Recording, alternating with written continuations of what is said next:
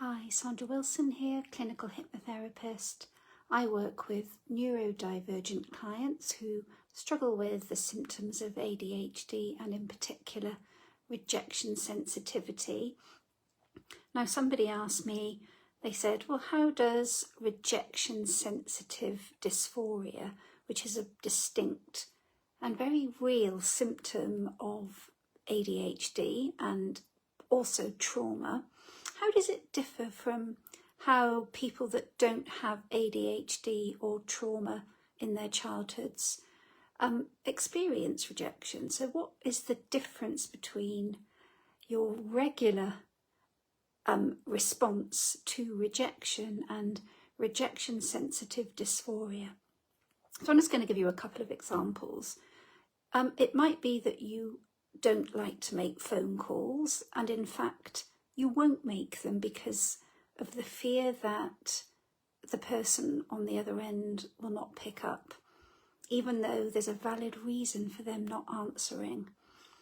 So it's quite extreme that you would not make that phone call because somebody won't answer, but it's a very real part of the feeling of rejection.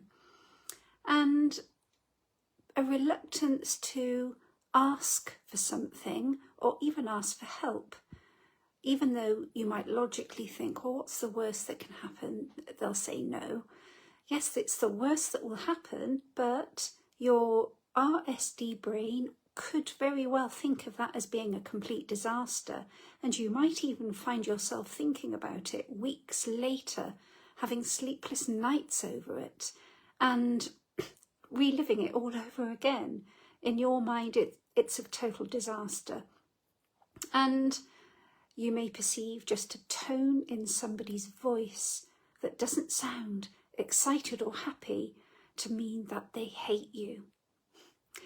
It's very tricky because it's widely debated in the psychology community, but yes, even though neurotypical people do get hurt and angry and upset when they face rejection, it's the severity of which you perceive the rejection, and it's perceived as a very important word.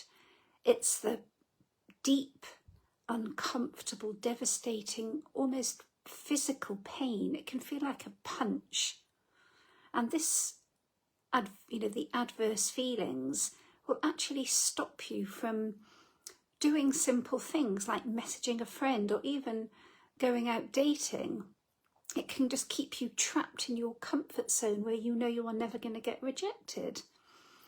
And of course, if you perceive that you are going to be rejected, even though you haven't been rejected, you're just going to make all sorts of other assumptions that people are judging you, criticising you, laughing at you, that they don't particularly want to get to know you. For anyone that actually experiences rejection sensitive dysphoria, they will know that it's very, very different to how just a feeling of uncomfortable rejection can feel. It's a different kettle of fish altogether. So it's next level almost and chronic. So if you have had negative experiences in your childhood, if you grew up absorbing the thousands and thousands of negative messages from your teachers, from your parents, from your peer group, people telling you that you're a daydreamer, that you're lazy, that you're untrustworthy, that you are too sensitive, that you're too much, that you're weird, all of those labels that we often get from people that don't fully understand or even realise, and you might not realise yourself, that there may be some neurodivergence. So if that has resonated, I hope it's helped, because there is a massive difference between just a bit of sensitivity to being rejected, which we all have. Many people are able to just shrug it off and move on.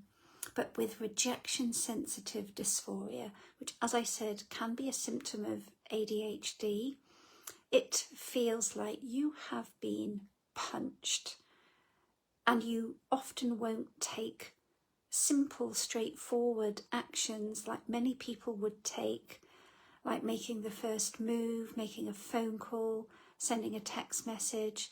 And if somebody doesn't explicitly say that they do like you and they do want you to accompany them to a party or whatever, you will assume they don't like you, and you might even assume they hate you.